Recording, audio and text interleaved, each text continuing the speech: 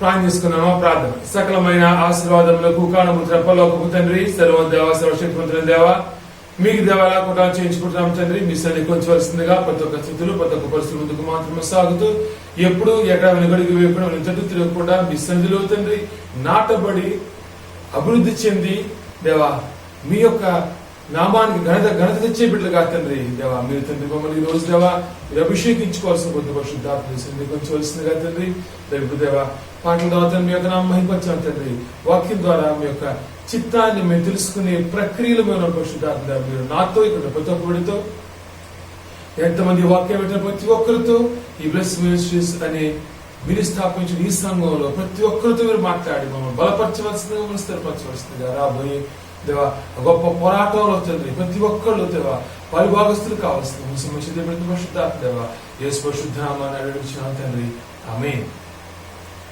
Praise lord అమ్మా. తిరిగి మరొక శుక్రవారం మనం ఈ విధంగా కలుసుకుని దేవుని యొక్క నామాన్ని స్తుతించడానికి దేవుని యొక్క నామాన్ని కనపరచడానికి దేవుడు ఇచ్చినటువంటి ఉచితమైన కృపను బట్టి ఈరోజు ఈ విధంగా మనం సజీవ లెక్కలో మనం కూడుకోవడానికి దేవుడు గొప్ప అవకాశాన్ని మనకి ఇచ్చాడు అని నమ్ముతున్నాను నేను. ఈ వైరస్ యొక్క ప్రభావం భారంగా ఉన్న ఈ రోజుల్లో మరి ముఖ్యంగా కాకినాడ ఈస్ట్ గోదావరి ప్రాంతంలో వైరస్ ఉధృతంగా ఉంది. కానీ దేవునికి ఉచితమైన కృపను బట్టి మరణాల శాతం చాలా తక్కువ ఉంది. 1% దగ్గరలో ఉంది తప్ప చాలా మంది రికవర్ అయిపోతున్నారు. చాలా మంది తిరిగి తమ పని పాటు వెళ్ళిపోతున్నారు. అయితే మనం ఆరాధన ఆదివారం కర్ఫ్యూ పెట్టడం వల్ల ఆరాధన మనం శుక్రవారం కానీ సోమవారం కానీ ఏదో ఒక రోజు మనం ఆరాధన చేసుకుంటున్నాం. మనం ప్రతి ఒక్కరూ ఆరాధన ఆడడానికి ప్రయత్నించండి. మనం మన పనుల నిమిత్తం దేశం మొత్తం తిరుగుతున్నాం, అన్ని పనులు చేసుకుంటున్నాం. కానీ దేవుని దూరం చేసుకుంటున్నామేమో జాగ్రత్త. ఎందుకంటే కనుక ఇది ఉగ్రతా దినాలు. ఉగ్రతా దినాలలో దేవునికి దూరంగా ఉన్నట్లయితే కనుక నువ్వు లోకపరంగా చెప్పే ఆ సామాజిక దూరం, చేతులు కొడుకోవడం, జాగ్రత్తగా ఉండటం ఇవన్నీ చాలా మంచిది. ఎన్ని చేయడం చెప్పట్లేదు. కానీ అది చేస్తూ ఆత్మీయంగా కూడా మీరు దేవుని కలిగి ఉండటం చాలా ముఖ్యం. లేకపోతే కనుక మీ శరీరం అనేది ఇక ఈ రోజు కాబట్టి రేపు అర్థమైపోయి ఆ శరీరం నుంచి ఎంతో ప్రాకులాడుతున్నాం. మరి ఆత్మ నిత్యం నీతో ఉండే ఆత్మ గురించి నువ్వు జాగ్రత్త పడు. నువ్వు దేవుని సన్నిధికి ఎప్పుడు ఆరాధన అనేది ప్రతి వారం ఆరాధన సాగుతుంది. కొన్ని రోజులు కొండపాలు లేపం ప్రతి వారం ఆరాధన సాగుతుంది. ఎప్పుడు అనేది మీకు తెలియజేయబడుతుంది. తెలియజేయబడిన స్థలానికి రావడానికి ప్రయత్నించండి. ఈ వారం బలం ఉంటుంది. ప్రతి ఒక్కరు రావడానికి ప్రయత్నించండి. ఎందుకంటే కనుక దేవుని సన్నిధిలో ఆరోగ్యం ఉంది, అనారోగ్యం లేదు. దేవుని సన్నిధిలో సమృద్ధి ఉంది, లేదు. లోకంలో అవన్నీ ఉంటే దేవుని సన్నిధిలో ఆరోగ్యం సమృద్ధి ఉన్నాయండి. దేవుని సన్నిధికి ప్రయత్నించండి. అయితే ప్రయత్నించండి, ఖచ్చితంగా రండి. అయితే ఈరోజు వాక్యాంశం వెళ్ళినట్లయితే దేవుడు నీకు అనుగ్రహించిన దీవెన నువ్వు కాపాడుకోవడం ఎలా అనే మాటను చూసుకుంటున్నాం మనం. అయితే ఈరోజు ముఖ్యమైనటువంటి ఒక వాక్యాంశం, అది నాకు ఈ పొద్దున్న నేటి సాయంకాలం ఈ వాక్యం నడిపింపు దేవుడు నాకు ఇచ్చాడు. నా హృదయంలో దేవుడు పెట్టిన మాట, ఏదైతే నేను చేస్తున్నానో అది ఈరోజు వాక్యంగా మీకు చెప్పదలిచాను నేను. ఎందుకంటే కనుక నా జీవితంలో నేను ఎదుర్కొన్నటువంటి ఆ పరిస్థితుల్ని నేను ఏ విధంగా దిగమర్చగలిగాను, ఏ విధంగా భక్తి జీవితంలో, విశ్వాస జీవితంలో, యొక్క సేవా జీవితం ముందుకు సాగుతాను, నా పర్సనల్ ఎక్స్పీరియన్స్, నా యొక్క సొంత ఆ అనుభవాలను మీతో పంచుకోవాలని నేను సిద్ధంగా ఉన్నాను. దేవుడు నేను దీవించాలన్నా, దేవుడు నేను దీవించి ఉంటే కనుక ఆ దేవుని కాపాడుకోవాలన్నా మీకు పట్టుదల అత్యంత ముఖ్యమైనటువంటి ఇంధనం. అత్యంత ముఖ్యం పట్టుదల. దానికన్నా ఈరోజు పట్టుదల అనేది మరొక రోజు చెప్తాను. కానీ ఈరోజు ఇంకా ముఖ్యమైనది, మీకు కావాల్సింది ఆత్మవిశ్వాసం. పట్టుదలకి ఆత్మవిశ్వాసానికి మధ్య పులుచని ఆ గ్యాప్ ఉంది. ఈరోజు ఆత్మవిశ్వాసం చూసుకుందాం, మరొక రోజు పట్టుదల గురించి చూసుకున్నాం.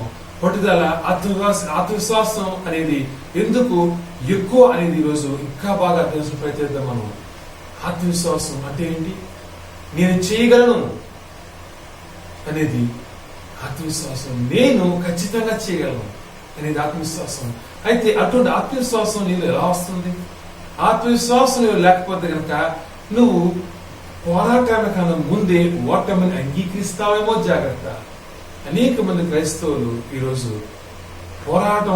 పోరాడక మునిపే ఓటమిని అంగీకరించి తమ విశ్వాస జీవితంలో, తమ సేవా జీవితంలో, తమ నిజ జీవితంలో, అది వ్యాపారం, ఉద్యోగం, అది ఏదైనా కానీ ఆ పోరాటానికన్నా ముందే ఓడిపోతున్నారు. ఈరోజు మొదటిగా చూసుకున్నాము కీర్తనలు 146 ఎవనికి యాకోబు దేవుడు సహాయుడగును, ఎవడు తన దేవుడైన యెహోవా మీద ఆశ పెట్టుకును వాడు ధన్యుడు. ఇక్కడ కీర్తనకారుడు చెప్పినటువంటి అద్భుతమైన 2 మాటలు చూడండి. అద్భుతమైన 2 మాటలు. ఈ 2 మాటల్లో చాలా లింక్ ఉంది చూడండి. ఎవరికి యాకోబు దేవుడు సహాయుడగును, ఎవరికి యాకోబు దేవుడు సహాయుడు అవుతాడంట, ఎవరికి యాకోబు దేవుడు సహాయం చేస్తాడంట. చూడు, ఎవరు సహాయం చేస్తాడంటే కనుక ఎవడు తన దేవుడైన యెహోవా మీద ఆశ పెట్టుకొనును వాడు ధన్యుడు. అంటే ఎవరైతే దేవుని మీద, చూడండి అదే, వాడు ఎవడు తన దేవుడైన యెహోవా మీద ఆశ పెట్టుకొనును వాడికి సహాయం చేస్తాడంట. ఈ మాట మర్మంగా అర్థం చేసుకుంటే కనుక చూడండి, ఎవరికి యాకోబు దేవుడు సహాయం చేస్తాడు అంటే ఎవరైతే తన దేవుడైన యెహోవా మీద ఆశ పెట్టుకుంటాడో వారికి సహాయం చేస్తాడంట. ఆశ పెట్టుకోవడం అంటే కనుక ఖచ్చితంగా నా దేవుడు నాకు సహాయం చేస్తాడని చెప్పి ఎవరైతే ఆశ పెట్టుకుంటారో, ఎవరైతే నమ్మకం పెట్టుకుంటారో, ఎవరైతే ఖచ్చితంగా అని చేస్తాడో నమ్ముతారో వాళ్ళకి మాత్రమే యెహోవా దేవుడు సహాయం చేస్తాడ. వాళ్ళకి సహాయం చేస్తాడు రాయబడింది. కానీ నేను నెక్స్ట్ స్టెప్ చెప్తున్నాను, వాళ్ళకి మాత్రమే దేవుడు సహాయం చేయగలడు. అంటే దాని అర్థం ఏంటి? సాయం చేస్తే చేశాడు, లేకపోతే పర్వాలేదు అనుకున్న వారికి ఆయన సాయం చేయడు. అది మాత్రమే కాకుండా ఇక్కడ అసలు వాక్యాంశం ఏంటి? ఆత్మవిశ్వాసం. అంటే ఖచ్చితంగా నేను చేయగలను, నేను ఈ పని చేయగలను. ఆత్మవిశ్వాసం అది రూపించడం వల్ల అనేక మంది ఆత్మ న్యూనతాభావంతో నేను పని చేయలేనని ఆ అబద్ధతా భావంతో అనేక మంది ఓటమిని అంగీకరిస్తున్నారు. అది నువ్వు పోరాడక మునిపే విజయం పొందుకోవాల్సిన నువ్వు ఓటమిని ఎందుకు అంగీకరిస్తున్నావు? ఎందుకంటే చూడండి, ఇక్కడ యాకోబు గురించి ఇక్కడ ప్రస్తావన వచ్చింది కాబట్టి మన యాకోబు జీవితంలో జరిగినటువంటి సన్నివేశాలు మనం ముందు చూసుకుని ఆ తర్వాత ఉదాహరణలోకి వెళ్దాం మనం. ఎందుకంటే కనుక చూడండి, ఇక్కడ ఖచ్చితంగా నువ్వు చేసే ఆ పనిలో ఉంది, నువ్వు నమ్మే నమ్మకంలో ఉంది. కానీ నీ నమ్మకం ఎలాంటిది? నీ నమ్మకం ఏ ఉద్దేశంతో ఉంది? నేను చేయగలను ఈ పని అని నీకు నమ్మకం ఉంటే కనుక ఖచ్చితంగా దేవుడు నీకు సహాయం చేస్తాడంట. నీ మీద నీకే నమ్మకం కోల్పోతున్నావా? యాకోబు జీవితంలో యాకోబు ఏ స్థితిలో దేవుని దర్శించాడు, ఏ స్థితిలో దేవుని అడిగాడు, ఏ స్థితిలో దేవుడు యాకోబుకు సహాయం చేశాడు అనే విషయం మనకు అర్థమైతే కనుక ఇంకా బాగా మనకి మాట యొక్క మర్మం అర్థమవుతుంది. మనకి ఆ పట్టుదల, ఆ యొక్క ఆత్మవిశ్వాసం అంటే ఏంటో మనకి ఇంకా బాగా అర్థమవుతుంది. మనకి చూసుకుందాం మనం ఆదికాండం 28:10. ఆదికాండం 28:10.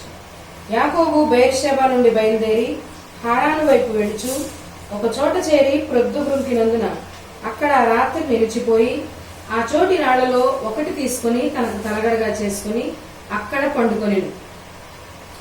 యాకోబు జీవితంలో మొదటిసారి యాకోబుని దేవుడు ఎప్పుడు దర్శించాడు?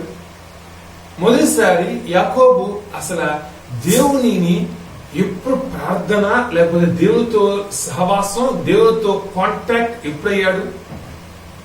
యాకోబు అన్న దగ్గర నుంచి దీవులు పొందుకుందాము, లేకపోతే కనుక జ్యేష్ఠత్వాన్ని సంపాదిద్దాము అనే ఆలోచన వచ్చింది. తండ్రి దగ్గర నుంచి దీవులు పొందుకుందాము అనే కోరిక వచ్చింది. కానీ దేవునితో ఎప్పుడు ఇంటరాక్ట్ అవ్వలేదు, దేవునితో ఎప్పుడు సహవాసం వెళ్ళలేదు. అయితే చూడండి, ఆ యాకోబు రాత్రి పడుకోవడం చెప్పబడుతుంది. కానీ రాత్రి యాకోబు పడుకునే ముందు జరిగిన సంఘటనను అర్థం చేసుకుంటే కనుక యాకోబు అప్పుడు ఉన్న స్థితి నీకు అర్థమవుతుంది. చూడండి, యాకోబు తలగడగా దీన్ని పెట్టున్నాడంట, రాత్రిని తలగడగా పెట్టున్నాడంట. నువ్వు ఎప్పుడైనా కానీ రాత్రిని తలగడగా పెట్టుకున్నావా? ఆలోచించుడు. నువ్వు బయట క్యాంపింగ్ కి, బయట టూర్ కి, బయట ప్రయాణాలకి వెళ్ళొచ్చు. నువ్వు రకరకాల చోట్ల వెళ్తావు. కానీ ఎప్పుడు వెళ్ళినా కానీ రాత్రి నువ్వు బయట నువ్వు గడపాల్సి వస్తే గనక తలగడ లేకుండా మంచం లేకపోతే దుప్పటి చలి ప్రాంతాలు, ఆ చల్లని ప్రాంతాల్లో దుప్పటి లేకుండా ఏ ఒక్కరూ ప్రయాణం చేయరు. ఇంకా చెప్తున్నాను, ఏ దిక్కు లేనటువంటి అడుక్కునేవాడు కూడా కప్పులకు దుప్పటి ఖచ్చితంగా, తల కింద దిండు లేకపోయినా కానీ బట్టల మూటనే ఉంటుంది. మరి యాకోబుకి అవి లేక ఎలా అయిపోతున్నాయి చూడండి. ఎందుకంటే కనుక యాకోబు తండ్రి అయిన ఇస్సాకు గురించి రెబెకాని రెబెకా దగ్గరికి వెళ్ళినటువంటి ఆ ప్రధాన యాజకుడు, ప్రధాన దాసుడు ఎలియాజరు వెళ్ళినప్పుడు ఎలా వెళ్ళాడు? ఒంటెలంట, 10 ఒంటెలతో వెళ్ళాడంట. ఎంత సామాను, ఎంత సామాగ్రి, ఎంత బహుమతులు.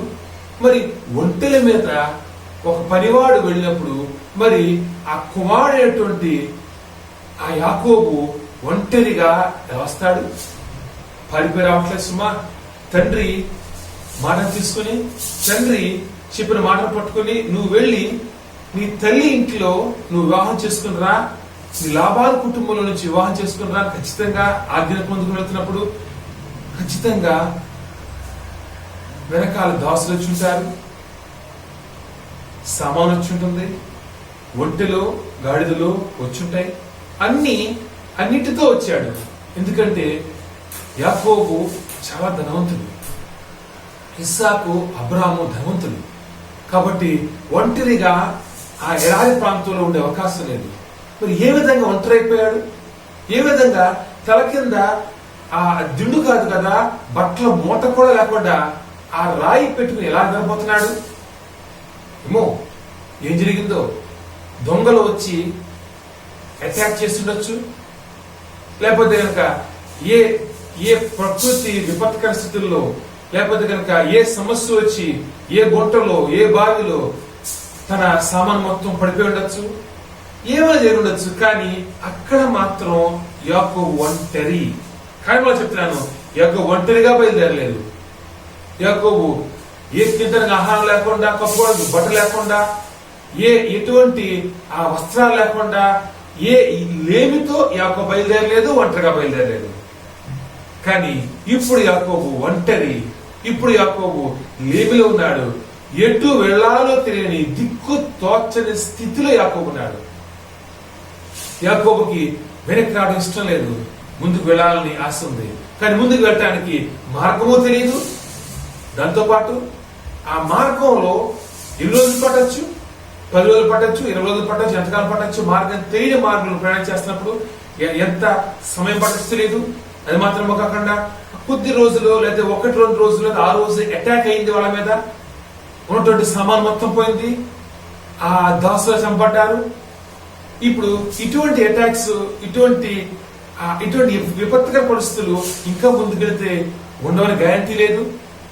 తనకు తెలిసినటువంటి మార్గం వెనక్కి పారిపోయి వెనక్కి వచ్చేయచ్చు. కానీ యాకోబు ఆ రాత్రి ఖచ్చితంగా నేను చేయగలను, నేను చెయ్యాలి, నేను తలపెట్టినటువంటి ఈ ప్రయాణం పూర్తి చేయాలని ఆశతో పడుతున్నాడండి.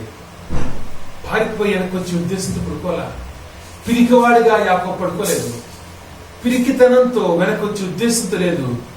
కానీ ఉన్న పరిస్థితిని ఆకలింపు చేసుకుని ఆ రాయి మీద పడుకున్నాడు. కానీ నమ్మకంతో పడుకున్నాడు. రాయి మీద పడుకున్నాడు కానీ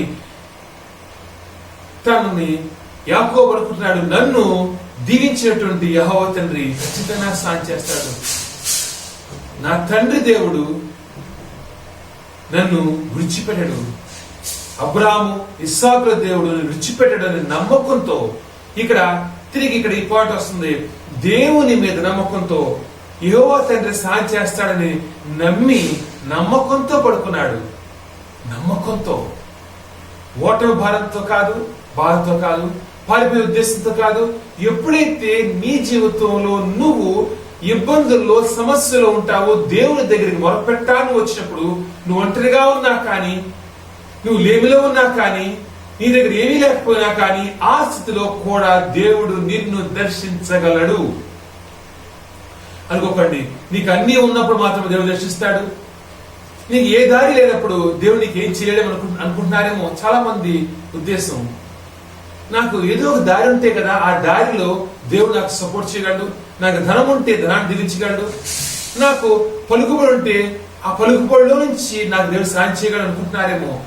ఏమీ లేని స్థితిలో నువ్వు ఉన్నప్పుడు అప్పుడు దేవుడి ద్వారా తెలుస్తాడు. నీకు అన్ని ఉన్న స్థితిలో దేవుడికి సాయం చేయడు. చేస్తే నీకు దేవుడి సాయం నీకు అర్థం కాదు. నిరాకారంగా శూన్యంగా భూమి మారిన తర్వాత మాత్రమే దేవుడి యొక్క ప్రణాళిక మొదలైంది. ఇక్కడ యాకోబు ఖాళీ అయిపోయాడు. ఖాళీ అయిపోయిన యాకోబు జీవితంలో దేవుడి ప్రణాళిక మొదలైంది. ఎప్పుడు మొదలవుతుంది? చాలా మంది ఖాళీ అయిపోతారు. కానీ ఖాళీ అయిన ప్రతి ఒక్కరి జీవితంలో దేవుడి ప్రణాళిక మొదలవుతుంది సుమా. ఎవరైతే ఖచ్చితంగా నేను చేస్తాను, నేను చేయగలను, ఆత్మవిశ్వాసం, నేను చేయగలను, ఎట్టి పరిస్థితుల్లో నేను ఓడిపోను, నేను చేయగలను అని ఆత్మవిశ్వాసం ఎవరిలో ఉంటుందో, ఇక ఒక ట్విస్ట్ ఉంది, అర్థం చేసుకోండి. నేను చేయగలను అని ఆ మాటలో ఒక మర్మం ఉంది. నేను అంటే ఇక్కడ ఇది కాదు. నేను అంటే నాలో ఉన్న క్రీస్తు చేయగలడు. నేను నమ్మిన దేవుడును మోసగించే దేవుడు కాదు. నేను నమ్మిన దేవుడు నమ్మదగిన వాడు, ఖచ్చితంగా పనిని ముగించే దేవుడు. నేను నమ్మిన దేవుడు నమ్మదగిన వాడు. నేను చేయగలదని అర్థం. నేను నమ్మిన దేవుడు నమ్మదగిన వాడు. కాబట్టి ఏ ఆటంకం వచ్చినా, ఏ లేమొచ్చినా, ఎటువంటి ఇబ్బందులు వచ్చినా ఖచ్చితంగా ఇబ్బందులలో సైతం విజయాన్ని ఇవ్వగల ఆ దేవుడు నాతో ఉన్నప్పుడు నేను ఓటమిని అంగీకరించను, పోరాడతాను. చూడండి, ఎప్పుడైతే యాకోబు నిద్రపోయాడు, లెగిశాడు, పొద్దున్న లేవగానే ఎటువంటి ఆత్మవిశ్వాసం చూడండి. ఏ రాయి తలగడగా పెట్టుకున్నాడు అదే రాత్రి తీసి పొద్దున ఏమంటాడు, ఇది యెహోవా నివసించే స్థలం కాబట్టి ఆ రాత్రిని ఇక్కడ ఆయన ఆ బలిపీఠంగా లేకపోతే ఆ స్తంభంగా పెట్టి అక్కడ నూనె పోసి ఆత్మవిశ్వాసం తుణికిసలాడుతుంది. ఎందుకు ఆలోచించండి. ఎందుకంటే నువ్వు ఓటమిని అంగీకరించకుండా దేవుని దగ్గరికి వచ్చావు కాబట్టి. నీ జీవితంలో నిన్ను ఓడించడానికి అనేక రకమైన పరిస్థితులు చుట్టూ వస్తాయి. అవును, నా జీవితంలో నేను లోకంలో జీవించిన 38 సంవత్సరాల్లో నేను ఓడిపోయే పరిస్థితులు నాకు తక్కువ వచ్చినాయి. రాలేదు అని అన్నాను, తక్కువ. కానీ సేవ మొదలుపెట్టిన తర్వాత ప్రతి రోజు, ప్రతి గడియ, ప్రతి నిమిషం, ప్రతి సెకను అపవాది అనేక మంది ద్వారా నన్ను ఓడించడానికి నా చుట్టూ ఉండేది కదా, ఉంది ఇప్పటికీ. ఎందుకంటే కనుక అనేక రోజులు, అనేక సార్లు నేను సేవ మానేసి ఇక్కడ వెళ్ళిపోదామా అని ఆలోచన అనేక సార్లు మనసు వచ్చింది. తర్వాత కాలంలో అర్థం చేసుకుంది, ఎక్కడ ఆటంకం ఉంటుందో అక్కడ దేవుడు ఉంటాడు. ఆటంకం లేకుండా నీ జీవితం సజావుగా సక్రమంగా సాగుతుందా? గుర్తుపెట్టుకో సోదరుడా, అక్కడ దేవునికి సన్నిధి లేదు. ఎక్కడైతే దేవునికి సన్నిధి రాబోతుందో అక్కడ అపవాది కూడా ఉంటుంది. ఆ పోరాటం ఉంటుంది. ఖచ్చితంగా పోరాటం లేకుండా దేవుడు ఉన్నాడని చెప్పి నీకు అర్థం కాదు. ఖచ్చితంగా నా జీవితంలో, ఈ విశ్వాస జీవితంలో, ఈ సేవా జీవితంలో ప్రతి రోజు పోరాటం నెగ్గినడు మాత్రమే విజయం. కానీ ఈ పోరాట దశలో, ఈ పోరాటం సాగుతున్నప్పుడు నువ్వు దేవుణ్ణి ఆశ్రయించు. ఖచ్చితంగా నేను ఈ పని చేయగలను అని నేను నమ్మాను. నేను ఈ సేవ చేయగలను. దేవుడు కోరిన విధంగా ఈ సంఘాన్ని కట్టగలను. దేవుడు కోరిన విధంగా ప్రతి ఒక్క విశ్వాసిని నేను మార్చగలను, షేప్ చేయగలను. దేవుడు కోరిన విధంగా లేని విశ్వాసుల్ని, దేవుడు కోరిన విధంగా దేవునికి వ్యతిరేకంగా ఉన్న విశ్వాసుల్ని దేవుడి సంఘంలో నుంచి బయటికి గెంటేయగలను అని నమ్మాను. నేను ఆటంకాలు వచ్చినాయి, ఇబ్బందులు వచ్చినాయి, కానీ నన్ను నేను నమ్ముకున్నాను. కారణం నన్నంటే కనుక నాతో క్రీస్తు పనిచేస్తున్నాడు. నాలో ఉన్న క్రీస్తుని నేను నమ్మాను కాబట్టి ఈరోజు సేవ సాగుతుంది. ఎప్పుడైతే నువ్వు నమ్మవో, ఎప్పుడైతే నువ్వు ఓటమిని అంగీకరిస్తున్నావు అంటే కారణం అంటే కనుక నీలో ఉన్న క్రీస్తును నమ్మట్లేదు. నీకు వాగ్దానం చేసిన క్రీస్తును నమ్మట్లేదు. వాగ్దానం చేసిన వాడు నమ్మదగిన వాడు, ఆడి తప్ప నడుకాడైన 30,000 వాగ్దానాలతో ఈ పరిశుద్ధ గ్రంథాన్ని నింపిన ఆ తండ్రి నీతో అంటున్నాడు, లే, పరిగెట్టు, లే, ఈ లోకాన్ని నీకు స్వాస్థ్యంగా ఇస్తాను. యాకోబు లేమిలో, ఇబ్బందుల్లో, సమస్యల్లో ఆ రోజు రాత్రి ఎంతో బాధతో పడుకున్న యాకోబు పొద్దున్న లేచినప్పటికీ ఎంత ఆనందం కలిగిస్తాడు. దేవుడిస్తున్న వాగ్దానం ఏంటి? నువ్వు నిలబడిన ఈ దేశాన్ని నేను నీకు, నీ సంతతికి నేను స్వాస్థ్యంగా ఇస్తాను. జారుడు భూమి లేదు యాకోబు దగ్గర, మొత్తం కోల్పోయాడు. తినడానికి ఆహారం లేదు కాబట్టి అంటున్నాడు, అయ్యా నేను నా గమ్యస్థానం, నేను నా ప్రయాణం ముగిసేంత వరకు నాకు తినడానికి ఆహారం, కట్టుకుని బట్ట ఉంటే చాలయ్యా అంటే ఆ రెండు లేవు. తినడానికి ఆహారం, కట్టుకున్న బట్ట వస్తా మొత్తం కోల్పోయిన యాకోబు. కానీ ఆ యాకోబు అంటున్నాడు, నీకు కట్టుకోవడానికి బట్ట, తినడానికి తిండి మాత్రమే కాదు, కానీ నువ్వు నిలబడిన ఈ దేశాన్ని నీకు, నీ సంతతికి స్వాస్థ్యంగా ఎప్పటికప్పటికీ స్వాస్థ్యంగా ఇస్తాను అంటున్నాడు. అటువంటి దేవుడు నీతో ఉన్నప్పుడు ఎందుకు భయపడుతున్నావు? అవును, ఇప్పుడు చర్చ్ కన్స్ట్రక్షన్ అనే ఈ ప్రక్రియ మొదలైంది. ఈ యొక్క సంఘానికి 6 సంవత్సరాల తర్వాత దేవుడు ఒక చర్చ్ ప్లేస్ చూడమన్నాడు. తర్వాత ఆ ప్లేస్ లో కన్స్ట్రక్షన్ చేయాలి. పని అది చిన్న పని కాదు, చాలా పెద్ద పని. దేవుడు ముందే చెప్పాడు, ఖచ్చితంగా నీ సొంత ఇల్లు అయితే కనుక నీకు చాలా తక్కువ ఆటంకాలు ఉంటాయి, కానీ దేవుని సంఘంలో చాలా ఆటంకాలు ఉంటాయి. ఎందుకంటే కనుక సాతాను ఉద్ధృతంగా, బలంగా నీ వారిలో నుంచి సాతాను బలంగా పనిచేస్తుంది చెప్పాడు. ఒక్కొక్క రోజు ఒక్కొక్క రకమైనటువంటి ఆ మలుపులతో ముందుకు సాగుతున్నాను నేను. కానీ ఎంతమంది ఏ రకంగా నిరుత్సాహపరిచినా కానీ కట్టలేవు. దేవుడు చెప్పిన సంఘాన్ని కట్టలేవు. దేవుడు చెప్పిన విధంగా ఆ స్థానం కొనలేవు. దేవుడు చెప్పిన విధంగా ఆ కన్స్ట్రక్షన్ చేయలేవు చెప్పి అనేక మంది నిరుత్సాహపరిచినా కానీ నేను నమ్మింది ఒక్కటే, ఎక్కడి నుంచి నాకు ఆయన సాయం చేస్తాడు నాకు తెలియదు. ఎందుకంటే కనుక ఆకాశ వాకిళ్ళు విప్పి ఆయన సాయం చేసే నమ్మకస్తుడు ఆయన. ఎప్పటివరకైతే కనుక నువ్వు ఆయన మీద ఆధారపడతావు, ఎప్పటివరకైతే కనుక నువ్వు ఆత్మవిశ్వాసంతో నేను చేయగలను, నేను ఓటమి అంగీకరించను, నా తండ్రి నాతో ఉన్నప్పుడు నేను ఎందుకు ఓటమి అంగీకరించాలి? నా తండ్రి నా దేవుడు నాతో ఉన్నప్పుడు నేను ఎందుకు ఓటమి అంగీకరించాలి అని పడుతూ నీకుందా? నాకుంది. నా దేవుడు నాతో ఉన్నాడు. నాకు వాగ్దానం చేసిన దేవుడు నమ్మదగిన వాడు. నాకు వాగ్దానం చేసిన దేవుడు నన్ను నడిపిస్తున్న ఆయనతో ఉన్నాడు. అవ్వకుండా నువ్వు భయపెట్టే వారి వైపు ఎందుకు చూస్తున్నావు? భయపెట్టే లోకం ఎందుకు చూస్తున్నావు? భయపెట్టే లోకం వైపు నువ్వు చూస్తున్నావా? తస్మాత్ జాగ్రత్త, పడిపోతావు. దావీదు జీవితంలో జరిగిన ఒక్క సంఘటన చెప్పి ఒకే ముగించుకుందాం మనం. దావీదు జీవితంలో దావీదు ఆ గొలియాతు మీదకి యుద్ధానికి వెళ్ళి ఆ యొక్క ప్రక్రియని, ఆ యొక్క పరిస్థితుల్ని, ఆ సంఘటన ఒక్కసారి నువ్వు జ్ఞాపకాన్ని తెచ్చుకో. దావీదు బాలుడైన దావీదంట, ఎర్రగా ఉండేవాడంట, చూడటానికి రూపసి చాలా అందగాడు, కానీ చూడటానికి బలమున్న బలాఢ్యుడిగా కనిపించేవాడు కాదంట.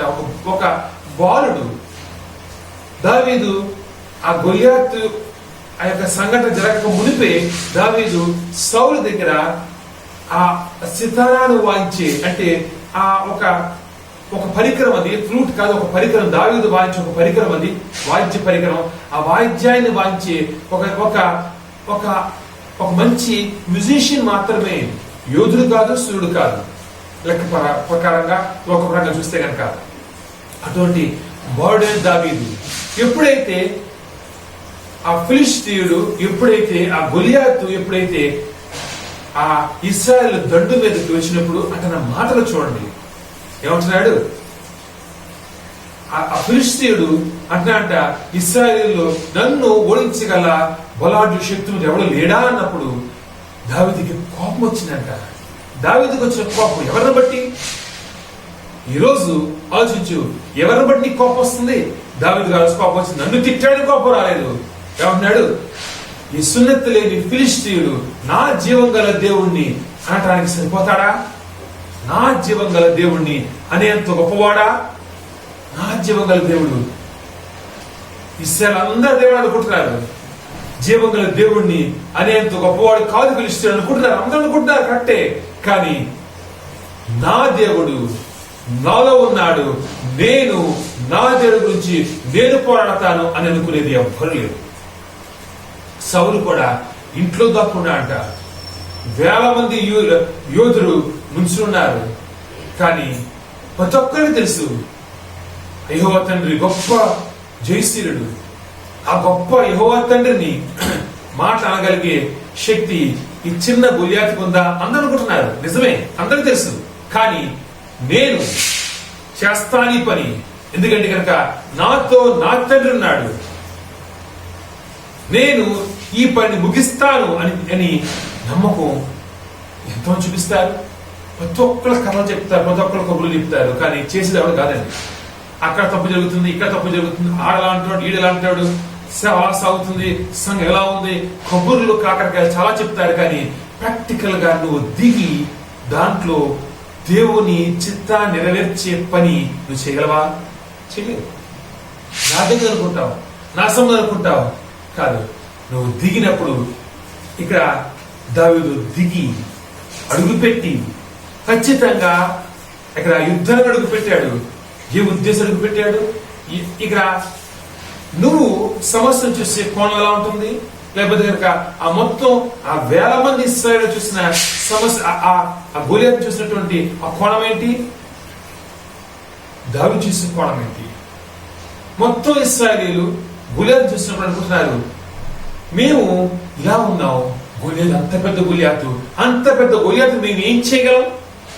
నిజమే, జీవగల దేవుడు, గొప్ప దేవుడు, ఆ దేవుడు ఆ గొలియాతు అలా చంపేస్తే బాగుండు కాదు. నీ జీవితంలో సమస్య ఉన్నప్పుడు నువ్వు సమస్యతో పోరాడకుండా, సమస్యను చూసి భయపడుతూ దేవుడు వచ్చి ఆ సమస్య ఆతి చేస్తే బాగుండు అనుకుంటున్నావేమో. అవదు, నువ్వు పోరాడాల్సిందే. పోరాటం నువ్వు మొదలుపెట్టినప్పుడు ఆ యుద్ధాన్ని పూర్తి చేసేది నీ దేవుడు.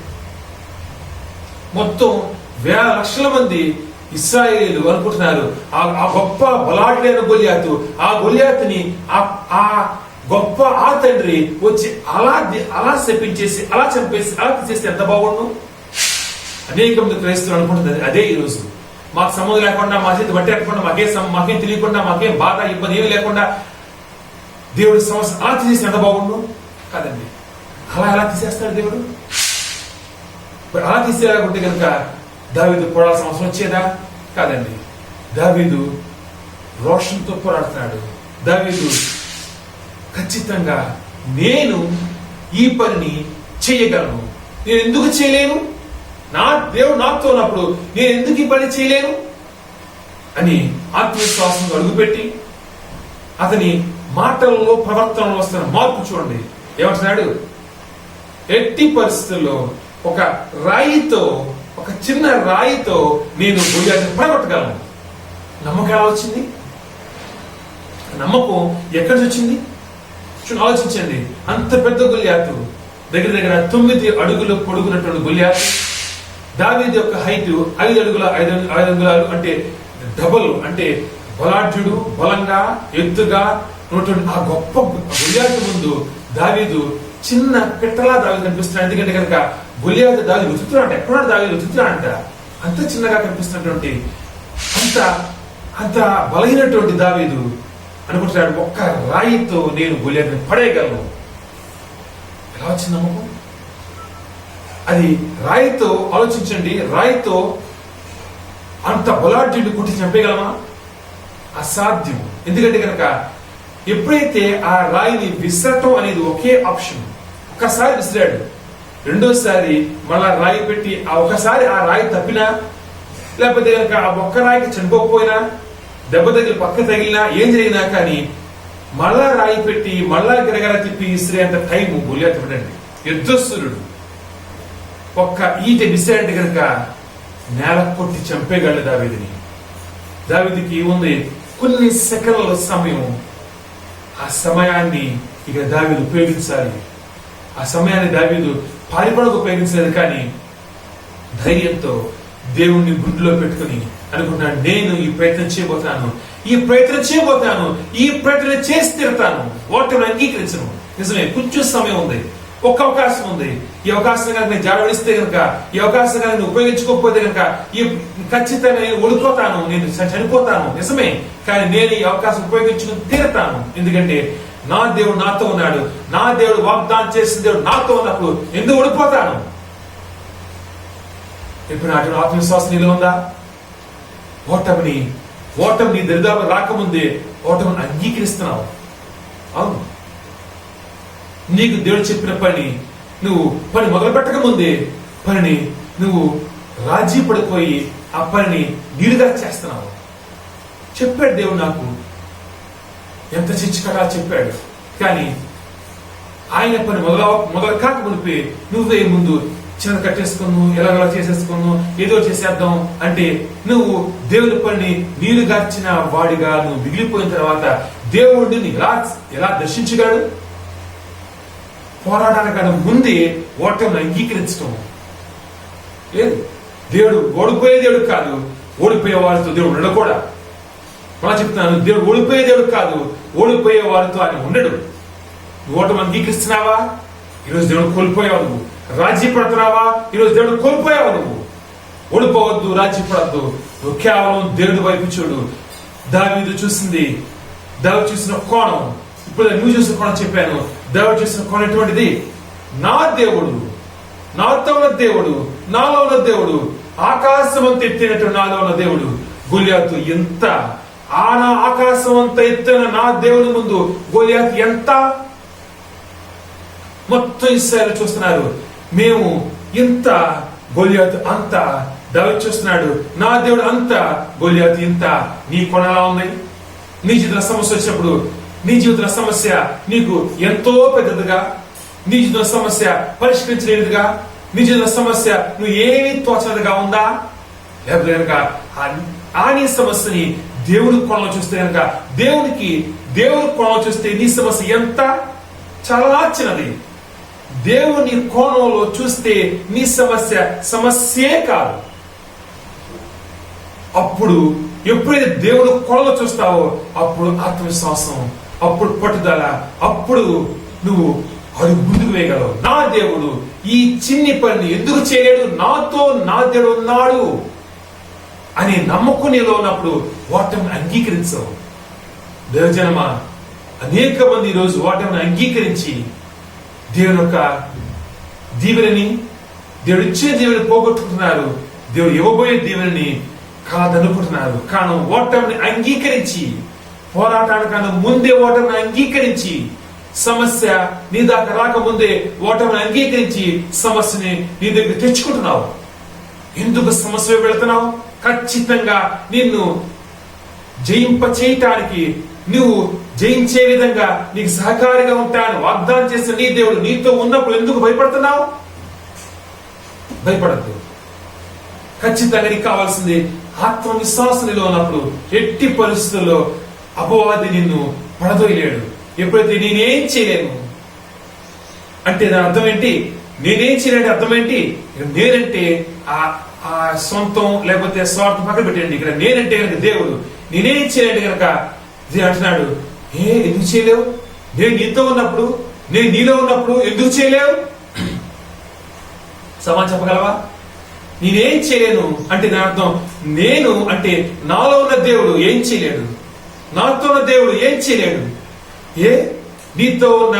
నీలో ఉన్న దేవుడు అశక్తుడా, అసమర్థుడా, చేతకానివాడా? కాదండి. నాతో ఉన్న దేవుడు అసమర్థుడు కాదు, నాలో ఉన్న దేవుడు అశక్తుడు కాదు. నేను నమ్మిన దేవుడు ఏ చేతకాని వాడు కాదండి. ఖచ్చితంగా నేను నమ్మిన దేవుడు, నాతో ఉన్న దేవుడు, నేను వెంబడిస్తున్న దేవుడు సర్వశక్తివంతుడు. ఆయన ఏ పని తలపెట్టినా కానీ విజయంతో బయటకు వస్తాడు. సాతాను చంపజూసింది, కానీ సిలువలో మరణిస్తూ కూడా మరణాన్ని జయించి తిరిగి వచ్చిన నా దేవుడు. మరి మరణ కన్నా పెద్ద సమస్య లోపల ఉందా? మరణాన్ని జయించిన జయశీలుడు నీతో ఉన్నప్పుడు, ఆ మరణం యొక్క మూలని విరగొట్టిన దేవుడు నడిపిస్తున్నప్పుడు, మరణమాని మూలక అని గర్జించే దేవుడు నీ ముందు నడుస్తున్నప్పుడు నీకెందుకు భయం? ఓటమి భయం నిన్ను మింగివేస్తాంది కాదు. ఓటమి భయం కాదు నిన్ను మింగివేస్తుంది. నువ్వు నీతో ఉన్నటువంటి దేవుడిని బట్టి గర్వించు. నా దేవుడు నాతో ఉన్నప్పుడు ఓటమిని దరిదాపు రాదని నమ్ము. నువ్వు జయించబోతున్నావు. జయించడానికి మాత్రమే ముందుకు సాగే నీ దేవుని చేపట్టుకుని జయించ ముందుకు సాగు. ఆత్మవిశ్వాసం ముందుకు సాగు. నేను ఎక్కడ ఓడిపోను, ఎక్కడా చెప్పాను, నేను జయించి తీరుతాను. నేను అపవాది యొక్క తల చిత్తగొట్టబడింది, అపవాది యొక్క తోకని తుత్తిని చేస్తాను. నమ్మకం ముందుకు సాగు. ఆత్మవిశ్వాసంతో ముందుకు సాగు. ఆత్మవిశ్వాసం నీలో ఉందా? నీ దేవుడు నీతో ఉన్నాడు. ఆత్మవిశ్వాసం కోల్పోయావా? నీ దేవుడు కూడా కోల్పోయావు. కాబట్టి ఈరోజు ఆత్మవిశ్వాసాన్ని కలిగి ఉందాం. ఆత్మవిశ్వాసంతో అపవాది మీద జయాన్ని పొందుకుందాం. చిన్న వాక్యం దేవుడు ఇచ్చిన పండించుకుందాం. ప్రార్థన. సకలమైన ఆశ్రయకామతో పరలోక తండ్రి శక్తి దేవా, మీకు దేవలా కూడా చూపించుకుంటాం. తండ్రి సంధించవలసిన బతుక శక్తులు బతుకవలసిన ముందుకు మాత్రమే సాగుతూ ఎప్పుడు ఎక్కడ వెలుగడికి వేగం తిరగకుండా తండ్రి ఖచ్చితమైన నమ్మకంతో ఆత్మవిశ్వాసంతో ముందుకు సాగిదేవా, నువ్వు మాకు ఇవ్వదలిచిన ఆ దీనిని, నువ్వు మా గురించి ఏర్పాటు చేసినటువంటి ఆ యొక్క గొప్ప బహుమతిని మేము పొందుకోదే విధంగా సాయం చేయవలసినటువంటి ప్రతి ఒక్క బిడ్డని తండ్రి, బ్లెస్సింగ్ మినిస్ట్రీస్ అని మీరు స్థాపించిన ఈ సంఘం నాటి ప్రతి ఒక్క బిడ్డని తండ్రి, ఎంతో వాక్యం ప్రతి ఒక్కరిని దేవా, ఈ యొక్క ప్రతి ఒక్క పరిశుద్ధిని మీకు పరిశుద్ధమైన దాచి కాచి కాపాల్సిందిగా యేసు పరిశుద్ధ నామములో తండ్రి. ఆమేన్.